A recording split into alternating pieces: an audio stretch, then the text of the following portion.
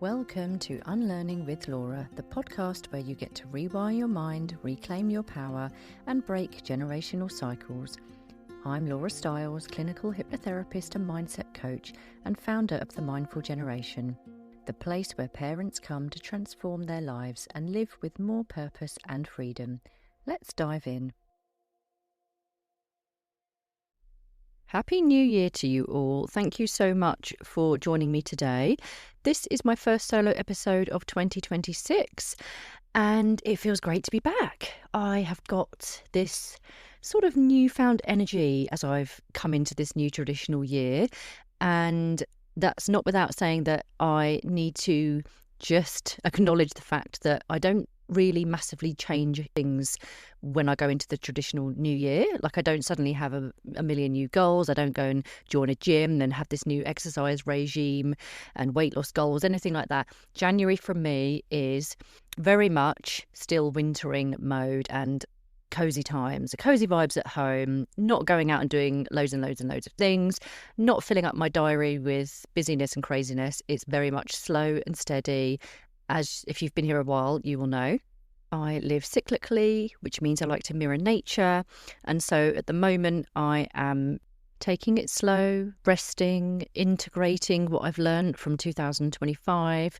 So there's a lot of reflection going on and just having a bit of a recalibration. And I used to do a lot of goal setting. I used to, before January the 1st, have a load of goals kind of set up ready for the year, which feels good. And don't get me wrong, I do have a few goals that have come to mind that I've jotted down, and I've worked on my vision board only for the time period of now till spring.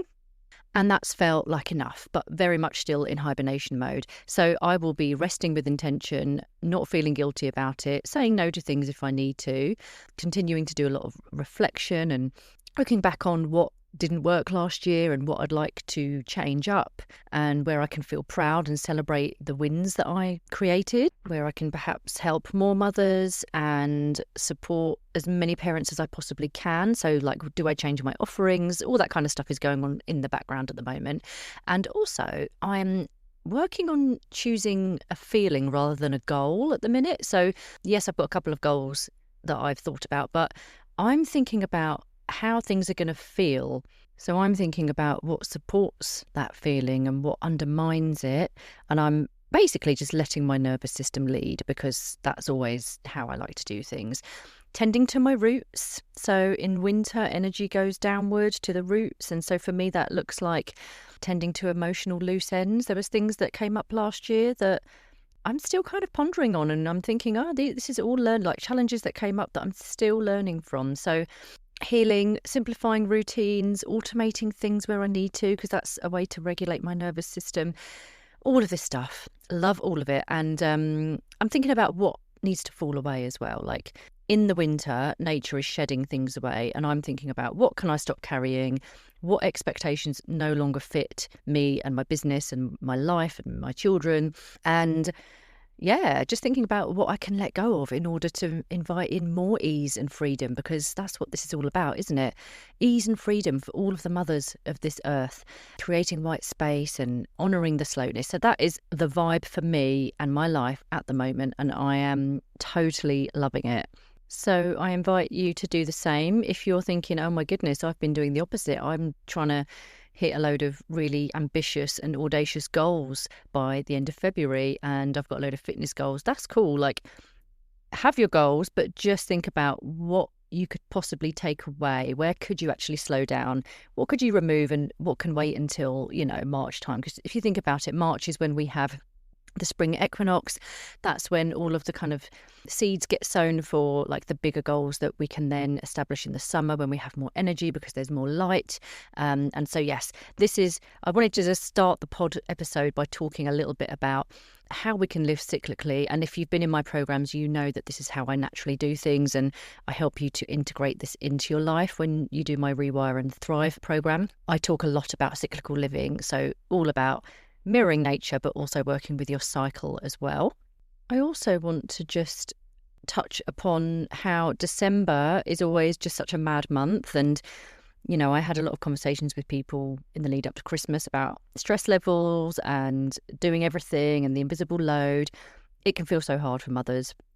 And now I'm going to share something, and I really don't mean to brag and sound like I have got it all together. I don't want to sound like the most annoying person in the world, but in December, I was seriously regulated, happy, zero stress, didn't let anything kind of bother me. Like, yes, we got a lot of the things that bother me the most, I think, in December are the emails from the school, because they seem to be continuous, and the things that are tied to Christmas, like worrying about like remembering which present is for who and wrapping the presents and stuff like that. But this year I honestly had this kind of energy about it that was like, do you know what, it'll get done when it gets done. But I was very grateful that my husband did all of the Christmas shopping. I didn't ask him to. He literally just cracked on and did it. I was like, right, thank you. So grateful.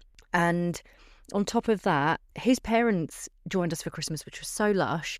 And they were just kind of helping him in the kitchen. They did all of the Christmas dinner. I was able to just hang out with the kids. And none of this stuff is what I asked for. I didn't say, hey, do you mind doing this and that so that I can hang out with the kids? It was just, I feel like I went into it all with like, what will be, will be. I'm just going to accept that I'm so grateful that we have got a warm home, good health. We're not in a war zone. We're not going through what these poor children are going through, in other countries where they're getting bombed and starved and whatever. So I just went into December with gratitude. I was busy every weekend. I had my mum and stepdad one weekend come and stay, best friend come and stay the following weekend. And then I had my dad and his girlfriend stay another weekend in December. And each time I was like, let's just make the most of it. Let's just enjoy the connection. Connection was my word of the year. And I was like, I just really want to be present with those people, enjoy it. And yeah, it felt really festive and it felt like a really lovely Christmas. So I'm full of gratitude at the moment, because when my boys were younger, a lot of Decembers were spent being very ill, like really ill, not being able to enjoy much, getting to Christmas Day and coming down with another virus or like hand, foot and mouth or whatever, and just feeling like, oh my God, none of this is even worth it. Like, we're just in bed. And so now that they're a bit older, I feel so grateful that we're kind of over those tricky years where everyone catches all the bugs. So if you do have younger ones, just know it does get easier. So this was probably the first Christmas I've had where everything felt properly easeful, fun, joyful, and light. I guess light is the word. So that's my little reflection on December. When you're a part of my world, you get to join that energy and align with that energy, because it's part of how I work and how I coach. But anyway, I'm going off on tangents. I'm going off on tangents all about the beginning of this year and Christmas, but I want to talk today about resentment, because this podcast is almost a year old. It was around the end of January last year that I started it. And I had a look at the stats the other day, and the most popular and most downloaded episode by a country mile was my hypnosis for resentment. And I was having a little think the other day, and it's just telling, but not surprising at all. I also had a load of downloads for that episode in December. So there's a lot of quiet resentment going on in motherhood, and I think women are wanting to find relief. And so I wanted to follow up that hypnosis episode with a solo episode of me talking about that kind of quiet rage of resentment in motherhood, and just validate all of your emotions around that. So the goal for me is for you to take from this episode some support and validation and help and tips maybe around how to manage that resentment and the feelings of, frustration and simmering kind of anger. So let's first of all talk about why resentment is different to anger, and what is the difference, because it's kind of, they're related, aren't they? So anger is obviously like that kind of hot, immediate reaction to a trigger. Like someone has triggered you, wound you up, pissed you off. And resentment can feel like a sort of more of a slow burner. So it's like a cold, slow burning bitterness. And that comes from like past hurts and things that linger. So a fester and like a corrosion of a relationship over time if things are left unaddressed. So yeah, anger is very much like in the present and a now problem, whereas resentment can really be like hurt that has been unresolved for quite a while. And the way that that can show up in your everyday life can be little things like the sigh that you release when you're asked what's for dinner, or the tight chest when you realise that no one's noticed how much you've done, or the irritation that bubbles up over really small things because the big things haven't been addressed. And so resentment, it can be what happens when your needs have been consistently unmet, your effort has gone unseen, your nervous system has been under pressure for way too long, and you've been holding it all together without enough support. And I want to remind you that it is not you being ungrateful or dramatic or failing at motherhood. It is a signal, and that signal is saying something here is unsustainable. And what frustrates me is I'll probably get a bit ragey actually on this episode, because I was full of resentment for so long. I was having my needs unmet for so long. And when I did express how I felt, I would be made to feel like I was nagging, and I would essentially just be gaslit and made to feel like I was being difficult. And that would trigger me because that word came up a lot in childhood, dramatic, difficult, those kinds of words. And it was like this pattern kind of being relived, and it made me feel like shit, like invisible, and like, why am I not getting any support? Why am I doing everything? Why am I fucking putting the bins out every week when I've been up all night long for months on end? Yeah, it was a stressful time. So let's not dwell on that. I was kind of making notes earlier about how there's different layers of resentment, and obviously I love to talk about the unconscious mind, so that's going to come into this. But I feel like there's 4 layers of resentment for mothers, and I see resentment showing up across these layers when I work with my clients. The first layer feels like it's the overload. So the feeling of there's too much to do, I've got too many roles to fulfill, there's too many tabs open in my brain, and it's the fact that you're the organizer, the planner, the default parent, the one who has to remember everything. And even if you do have a partner and they are being really helpful, and even if they're the best, most supportive partner in the world, you're often still the project manager. And then I feel like there's the invisible work layer, and that is like the emotional labour, the anticipating, the worrying, maybe like feeling anxious about, well, what if that goes wrong? Or what if that person doesn't take snacks when they take them for that play date? Or what if they need a wee and they can't access a potty because they'll only wee on a potty? And, like all of those things that we think about, mental tracking. It's the stuff that no one else really thinks about, but no one thanks you for because they don't see it. So you sort of feel like totally underappreciated with that invisible load that you're always thinking of. Then there's the nervous system layer, which I feel like is the chronic stress. So the cortisol, the adrenaline and cortisol that's driving you, and it keeps us in fight, flight or freeze. So that kind of stress response, survival mode. And it means that we can be reactive, we can feel really irritable, we can totally have a massive meltdown when things feel too much. And, that emotional flooding of our system, we feel impatient and you're just almost quicker to snap or shut down. And that's when you may follow up with feelings of guilt or shame, when really it's just your biology. It's like natural responses to literally doing something that is completely unsustainable over this long period of time. So yeah, those feelings of irritability, like they're valid feelings, and it's frustrating when you don't get the support you need. Then I feel like there's that subconscious layer, and so this is where the deep stuff lives.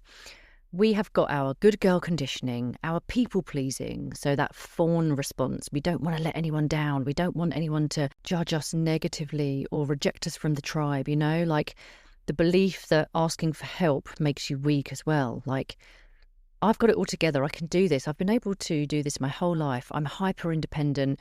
And you just have that belief, that subconscious belief that I'm able to do this. I'm capable. I've always done it. So if I give it away that I can't do it, that makes me weak. Then there's kind of the story that your needs come last. So, I'm sure you might be able to relate to everyone's having a nice dinner. Yours has gone cold because you've had to deal with the toddler who's crying, or the baby who's sitting next to you and the bouncer whilst you're trying to eat your meal at the meal table, but they've woken up as soon as you sit down to eat your food. They have woken and you need to now deal with them because they're unsettled. And by the time you eat your meal, it's freezing cold. And it's not nice when it's cold. But that subconscious belief that your needs come last has probably come from either what was modelled to you or what society has led us to believe. So, I remember when mine were a lot younger and I was always the one that would jump up to go and help one of the kids if they were crying. And I would really jump up quickly. I wouldn't even let my husband have the opportunity to go and help because that was driven by my anxiety. And in the night as well, same thing. If I heard a noise, I would be straight out of the bed going to see what that was and dealing with the unsettled child. And it was really just this belief that I can do it, I'll be the only one that can deal with it, and I'm a martyr, my needs come last. But it was subconscious. I didn't know at the time that that's what I was doing, even though my husband said to me quite a lot of times, just let me do it. What? You don't give me a chance. And so the opportunity was there for me to change, but it took me a good long while, years actually, to know that that subconscious behaviour was driving me, and it was out of anxiety and hyper-independence and that kind of stuff. So, yeah, being aware of that story that your needs come last and knowing to change it. And the pattern of overgiving until resentment builds. So that kind of, not wanting to be a burden or martyrdom and overgiving, it's just something that's so common in nearly all of the clients I've worked with. This layer feels important because this is where you get to understand the mental load intellectually, but also, unless the subconscious patterns shift, the cycle will keep repeating. So this is where you get to really try and reprogram your mind. If you really want to start seeing that long-lasting change, chances are you're going to keep falling back into those patterns. It might work for a week, maybe 2 weeks, and then, I've fallen back into my people pleasing and I've fallen back into my good girl conditioning. So that's why I love hypnotherapy. And that's also why when it's blended with coaching and somatic work and energetics, it can be so powerful in making that change and allowing you to live a life of liberation and freedom and empowerment, where you get to be the fucking awesome person that you get to be without being a bloody martyr your whole life.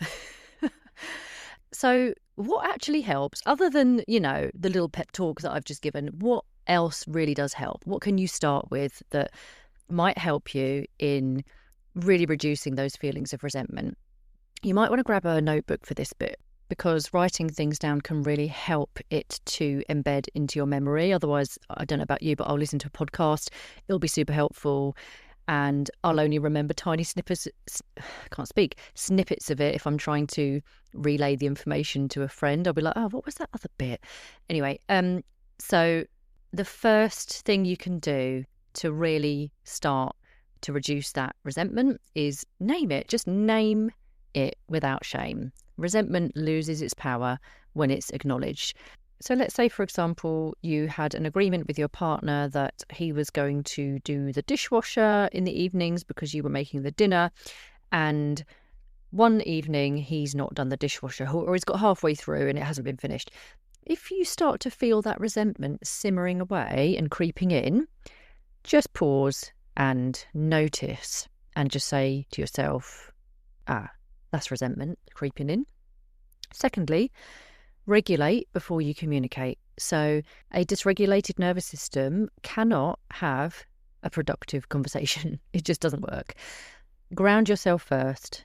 So whether it's taking a few breaths or just physically pausing without saying a word, or just stepping away and going into a different room if needed, literally just having that pause means you will be able to regulate yourself for a moment. And then thirdly, how can you reduce the load? The mental load, the physical load, how can you reduce that for yourself to make your life feel a bit easier so that resentment isn't building up so much?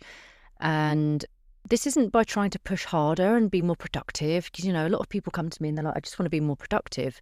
And then we might have some sessions, dive deeper into that. And the reason they want to be more productive is because their subconscious programming from their upbringing was, if I relax and stop, that's a bad thing. And there's shame around that. And, it was the message that was sent to them in their childhood. And, knowing that it's okay to do this without feeling like you have to do more and you don't have to figure out a productivity hack. It's best to just try and take things off of your plate because you're not a robot. And if you continue doing things like this, you are going to, first of all, burn out. But second of all, you'll end up divorcing your partner when it was unnecessary. Literally just need to talk to them about how you can redistribute the tasks. Figure out how you can also let things drop. Now, I'm not saying that this is a you problem, but for me, it was a me problem. I couldn't let things drop. I was doing everything because I didn't like the way that my husband did the laundry. I didn't like the way he hung it up. I didn't like the fact that he just chucked all the colours in together, black, whites and colours all in together. Thank you very much for ruining all the kids' white T-shirts. And I didn't like the way that what were the other things I didn't like? I didn't like the way he hoovered because he would just do it really, really quickly and he wouldn't get into the corners and he didn't go like under the sofa cushions or, it was obviously a bit of a me thing. Not saying that I was the problem, but I realised after many years that I had my way of doing things because I had always been the more domesticated person, but it was a sense of control and I liked being in control. And I have learned to let go of that control. And now when he does things, I'm like, you know what? Yeah, it's not up to my standards, but I'll just deal with it. I'll just go with it and accept it. So questioning expectations is a powerful one. If you're anything like me and you do have like perfectionist tendencies or like to be in control of things, that one will probably resonate. And then another one is just stopping the martyr cycle. So just knowing that you are worthy of rest. You don't have to do it all. And, they're never going to learn to do certain things with the children or around the house or how to find the nappies or how to find the kids' trousers or whatever until they start doing it and looking for the things. So learn to let go of that kind of martyr label. Even if you feel like you don't have that label, just think about it. Do you, or, you may not know that you've got it. I didn't know I had it. And then I was like, oh my God, I'm a massive martyr. But, these things come from years and years of conditioning and our blueprint, our programming and, self-sacrifice, self-silencing. So the fourth point I want to note is to really learn how you can rewire the deeper patterns. Resentment doesn't just come from what's happening now in the moment. It really does, in my opinion, come from the conditioning and the survival and the self-silencing and, the things that we don't often see day to day or in the moment with our logical mind. And yeah, as I mentioned before, this is the work I do with women every day. And I really notice when women come to me saying, but he blah, blah, blah, blah, or that I did this but I wanted to do that because of blah, blah, blah. And I notice the red flags and the language they're using that to me is like, oh my goodness, that is 100% down to what would have been going on in your household growing up. So it can be powerful work because you get to go deep and realise, that's literally just a program and I get to rewire it. And that is fucking awesome. So I want to finish with a reminder that you are not broken. You are not failing. You're not dramatic. My goodness, the amount of times I've been called that. You're not too sensitive and you're not the one who's the problem. Yes, you may be able to reprogram and really improve the way that your neural pathways have been doing things for all this time. But this is a really liberating process and it's very healing as well. You're a human who's literally trying to carry the work of many humans inside a culture that still doesn't truly support mothers. In fact, if anything, the system is massively against us. So it makes complete sense that your system is tired. And I really hope that all of this information helps you. I really hope that, those kind of 4 layers that I mentioned, the overload layer, the invisible work layer, the nervous system layer and the subconscious layer, all those layers of resentment that make it what it is. I hope that naming them and recognising them helps you. And if you have made some notes and journaled on this, really, I hope it helps to just kind of, firstly, notice when it is resentment. have no judgment. Don't let shame enter your mind. Like, do not allow shame to take over, because shame is the sneaky one. And obviously, regulate is the key thing to do. Regulate before you communicate. There's nothing worse than going to communicate when you feel that resentment in the moment. It comes out as real passive aggressive, and then you end up in a full-blown argument. The kids are listening and everything goes to shit and your evening's ruined. And then really working on reducing the load. And there's lots of tools that I recommend to reduce the load. There's lots of ways you can do this, and I talk about those in my workshops and in my coaching, and we dive deeper into that. But yeah, really rewiring that burdensome conditioning that has been guiding you through your life this whole time, that is really sabotaging you. So I hope that all helps, and I would love to just finish by saying, if you are listening and thinking, well, this is me to a T, it all really resonates, then you don't have to figure this all out alone.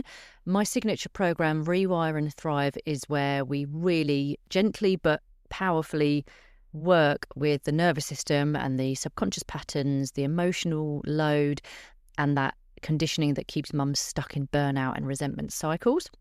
This isn't about fixing you, but it's about supporting you to feel calmer, clearer, more confident, more resourced in your life and in your motherhood. And also, it's worth noting that just on that point of when I said it's not about fixing you, we have been indoctrinated with this patriarchal conditioning. And when you work with me in my 12-week signature program, Rewire and Thrive, it's about coming home to you, your true, authentic you. The you that you were when you knew what made you happy, when you were a child and you knew what was fun, what your hobbies were, what brought you joy, what it felt like to creatively just dance and spin around the room with no judgment and no one telling you to stop. You know, when you had the freedom to create art and draw pictures and be in your zone of genius when you were drawing without someone saying, oh, aren't his arms a bit long? You know, judging your creativity and your artwork. Or perhaps when you were just singing out loud at the top of your voice, enjoying the soothing feeling of singing without judgment, without someone saying, oh God, can you stop that racket? You know, it's all of these little things that were said to us throughout our childhoods that have very slowly eroded away our true authentic selves. And in my programs, this is where I work with you collaboratively to build that back up again. And we dive deeply into figuring out what actually are your interests, what helps you to feel creative and excited and joyful and full of awe and wonder and bliss. Like, these are the things that we should naturally, as a default setting, be able to feel without fear of judgment or fear of rejection or shame. And so, yeah, this is the deep work we do within that program. And it obviously sifts then down to your children, because within your parenting, everything feels lighter, more easeful. And then naturally, your children's behaviour starts to shift. If you've been having challenges with that, it naturally just starts to all fall into place. So if you want 2026 to feel different and you want to feel more grounded, more spacious, more supported, and like you can manage stress in a much more easeful way, you can book in a chat with me and we can explore whether it's the right fit. No pressure, no obligation, just a chat if you want to figure out how you can work with me and get some support. Thank you so much for being here today and for listening. And I really appreciate you joining me again in another fresh year. Really hope that you enjoy the rest of your January. I will be back in a couple of weeks where I will do, I don't know whether it will be a solo episode or whether it's going to be a guest episode, but I need to mark the 1 year birthday of Unlearning with Laura. And I want to do some sort of, whether it's a giveaway or a celebration or a competition or like a challenge, I don't know yet. I need to think about what to do to mark the occasion. So maybe I'll put some polls out on Instagram and get your take on that and get some advice from you guys. But thank you for listening. Here's to a very exciting year ahead with zero resentment, and happy January. I'll be back in a couple of weeks. Bye.